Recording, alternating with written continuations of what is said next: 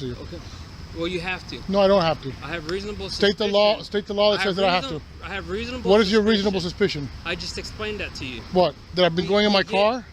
So I mean, so the gentleman walked out of here could be suspicious because he just came back from a car. I mean, those guys over there, what are they doing? They could be suspicious. They could be doing anything. Explain this to me, okay? And I want you to use. Look, I'm not going to explain anything. Please identify yourself to me so that this doesn't escalate to something. I do not have to. Hey everyone, welcome back to our channel. Today's video is not only captivating, but also carries a crucial lesson. We're diving into an incident that might change the way you view your rights when dealing with law enforcement. Picture yourself filming on a public street, just going about your day when out of nowhere, a police officer shows up insisting you're on private property. It's the exact scenario that unfolded in a recent video featuring a man facing this unexpected encounter. So let's get ready for a deep dive into how this situation played out and what valuable lessons we can extract from it. As we unfold the details of this incident, we aim to shed light on the importance of understanding your rights in such situations and how to navigate them effectively. Or get comfortable, maybe grab a snack as we explore not only the specifics of this particular encounter, but also the broader implications it carries for everyone who finds themselves unexpectedly interacting with law enforcement. By the end of this video, we hope to empower you with insights that may prove beneficial in similar circumstances.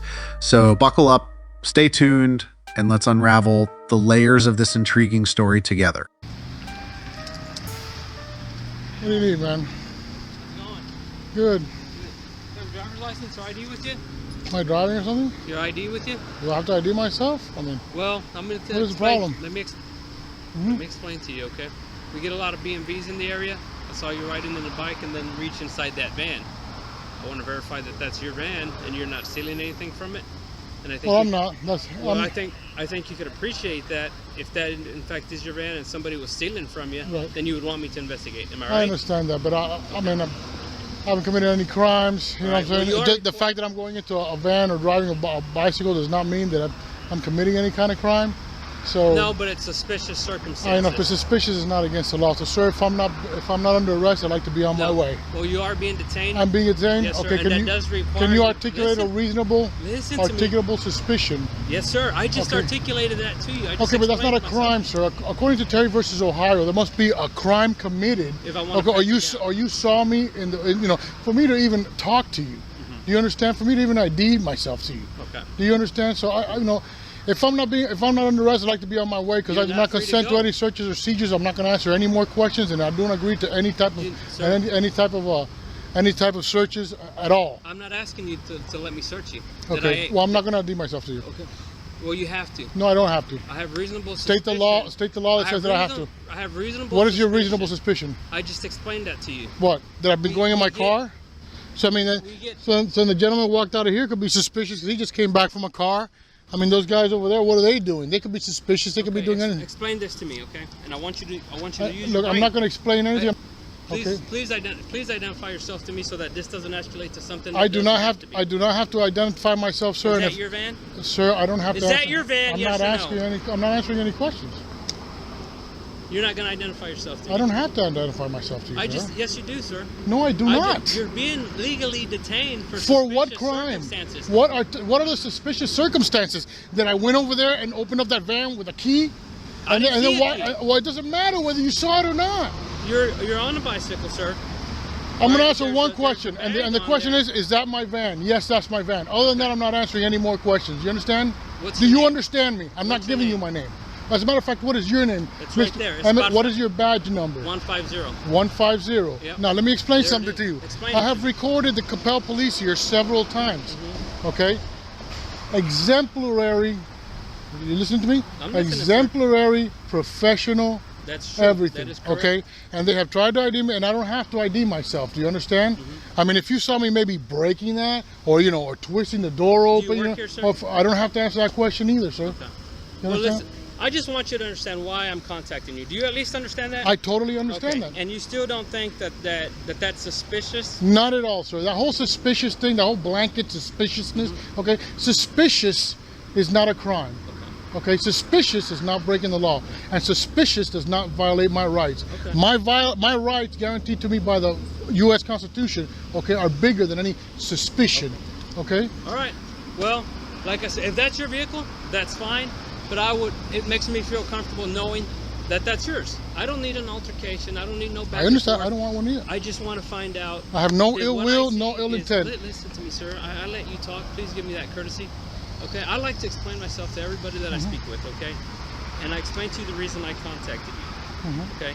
The only thing that I asked you to is to give me, I don't care if it's just your first name, so that I verify that you're the registered owner of that vehicle, at least by the first name. So you don't have to verify anything. No, You don't have to run my tag for any reason. You have no reasonable suspicion to run my tag. You have no suspicion to ID me. You're not committing any crime.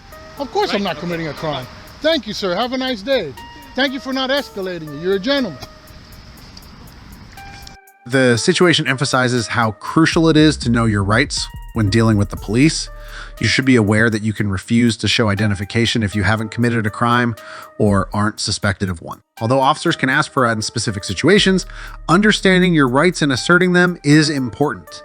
In the United States, the Fourth Amendment protects people from unreasonable searches and seizures. So for an officer to ask for your ID, they must have a good reason to suspect you of a crime.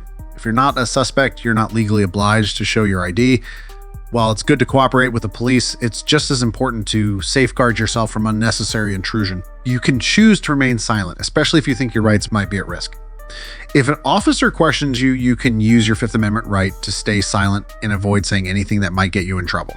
It might feel intimidating to stand up for your rights, especially against a police officer or authority figure, but remember, your rights are there to protect you. By asserting them, you not only defend yourself, but also make sure that law enforcement is responsible for their actions. If you ever think your rights are being violated, try to stay calm and assertive. Keep in mind that you can say no to showing ID, stay silent, and ask for a search warrant if needed. To sum it up, this incident is a strong reminder of why it's important to know your rights and stand up for them when necessary. As citizens, we have the right to shield ourselves from unfair searches and seizures, and it's crucial to assert these rights when needed. Always remember, your rights are meant to protect you, and it's your responsibility to stand up for them. By doing so, you not only protect yourself, but also ensure that law enforcement is accountable for their actions. If you believe in defending civil rights, please consider giving it a thumbs up, subscribing to our channel, and sharing it with your friends and family. Your support can really make a difference in spreading awareness, and don't forget to head over to his channel to appreciate him for standing up for our rights. Links in the description. Bank downtown, and we were a little disappointed when some police officers showed up and, well, frankly, they tried to violate our rights. Check it out.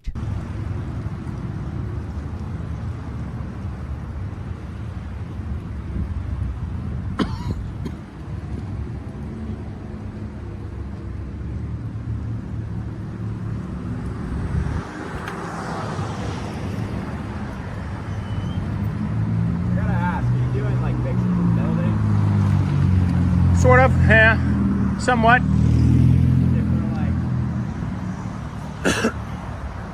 Casing the place, figuring out how to get in. Right now, I'm thinking just the front door, but yeah, I wouldn't go through a window. I mean, you guys probably never even open the windows, do you? No idea. You guys close at 5? You out of here at 5? Yeah. Yeah, I just, I'm actually an independent journalist working on a little story, a little digital media story about the bank. So I'll probably be here for another 15, 20 minutes. Alrighty.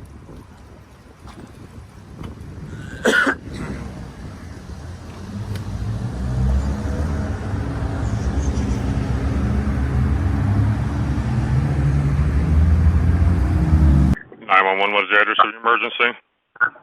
Hi, my name is Christopher. I'm a teller at the Union Bank Company.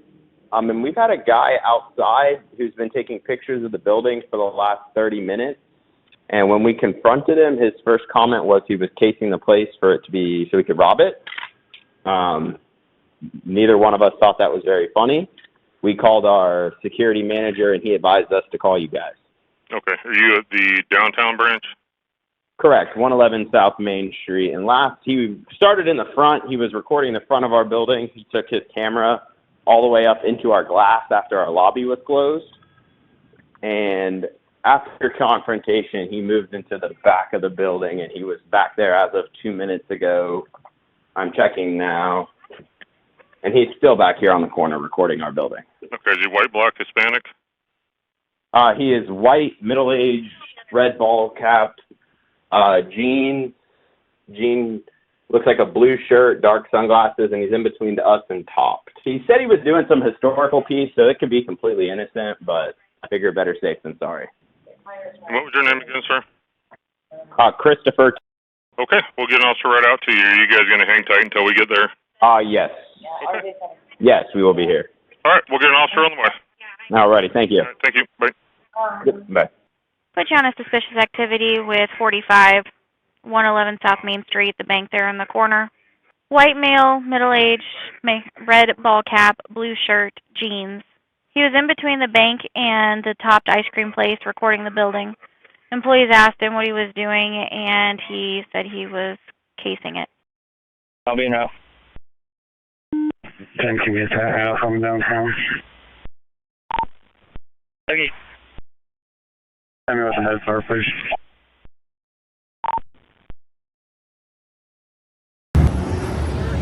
Hi.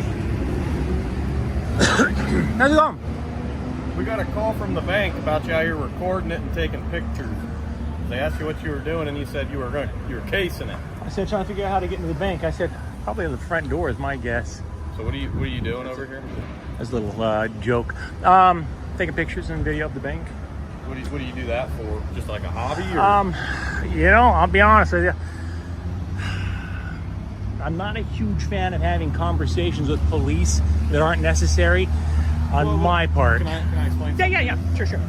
So it is necessary because they said you told them you were casing it, so they were actually concerned. Didn't say so casing it. Us, right? So, but I didn't say I'm casing it. Okay. I made a joke about figuring out how to get in the bank, probably through the front doors. Okay. I said I'd imagine the windows wouldn't be smart. So that's a joke. It's not a crime. So you just made a joke. Yeah. It's not a crime. Yeah. Well, that's what I'm here to determine to make sure. Yeah, that's it. You know what I mean? I can't imagine anybody in their right mind would take me seriously on something like that. We see some pretty wild stuff. You know what I mean?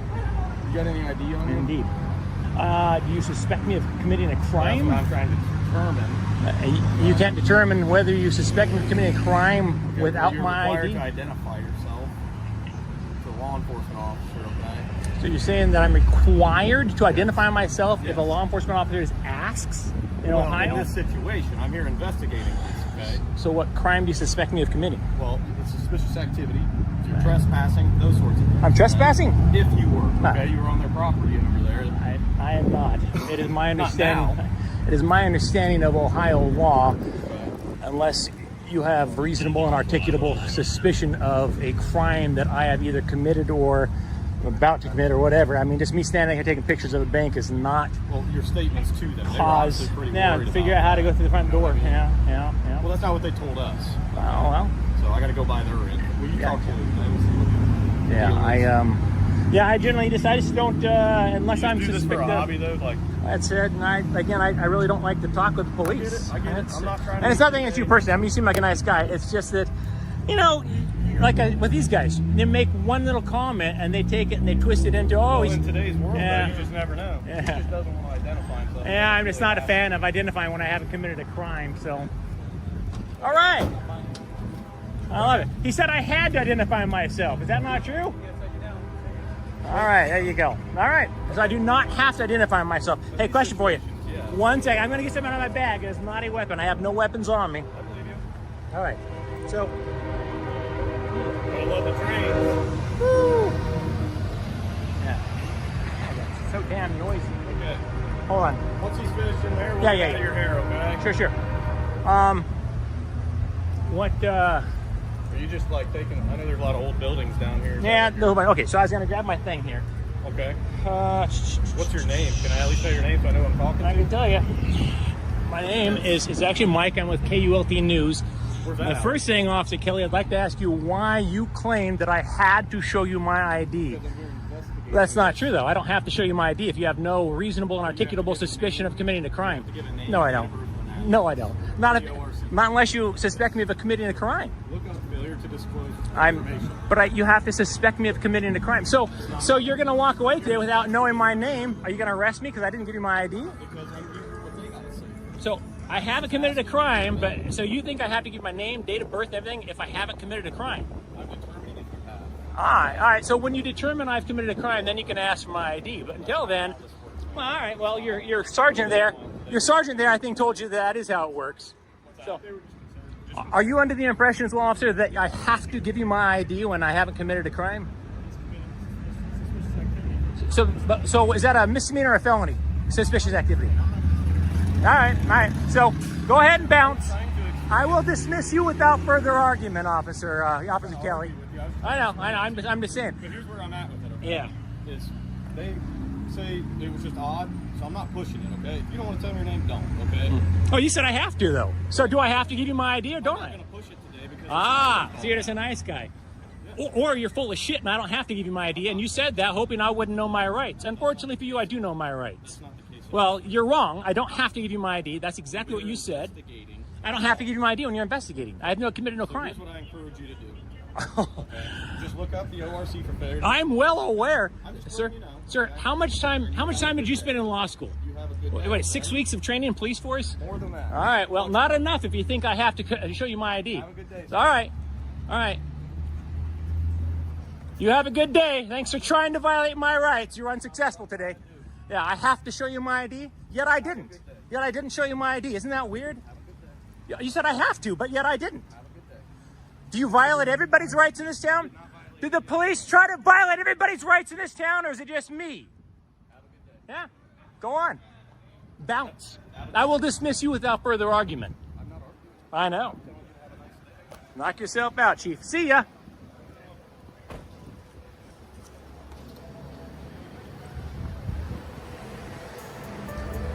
It's difficult to violate your rights when you know them, folks. On the First Amendment in the U.S. Constitution guarantees important freedoms like religion, expression, assembly, and the right to petition. It also includes the right to record things that are important to the public, a way of expressing and gathering information. Recording the police in public isn't just a right, right? It's a necessary tool in a democratic society that values being open and accountable, but having this right comes with some risks. Video of the auditor and the police officer shows that it can lead to conflicts. The auditor wanted to test how far they could use their First Amendment rights, but the police often see these actions as challenging or getting in the way. A big question is, do police officers really know about people's rights to record in public? Video suggests that some officers might not understand or accept these rights. This lack of understanding can lead to conflicts, like the one in the video where the auditor questions the officers about the laws on public recording and trespassing. Citizen audits, like the one in the video, are crucial for asking for more transparency and accountability in law enforcement. By recording interactions with police and asking about their understanding of public recording laws, citizens can point out areas where police training and public education might be lacking. These audits also act like citizen journalism, bringing up issues that might not be noticed otherwise. In a time where social media makes voices louder, these initiatives can lead to important changes in society and policies. During these confrontations, the limits of free speech and the patience of everyone involved are tested. While it's important to use and protect our First Amendment rights, it's also crucial to understand the tough position police officers are often in. The key is finding a balance where citizens can use their rights without getting in the way of police work. The video isn't just about a conflict. It shows an ongoing conversation about civil rights in public spaces. It points out the need for better education and training for police about First Amendment rights and for citizens to understand the challenges faced by police officers. In the end, the goal should be to create an environment where using our rights doesn't lead to conflicts, but instead helps everyone understand and respect the law and civil rights. As digital platforms keep changing, they'll play a big role in this conversation, being both a tool for activism and a way to understand each other. If you like this video and believe in defending civil rights, please consider giving it a thumbs up, subscribing to our channel, and sharing it with your friends and family. Your support can really make a difference in spreading awareness.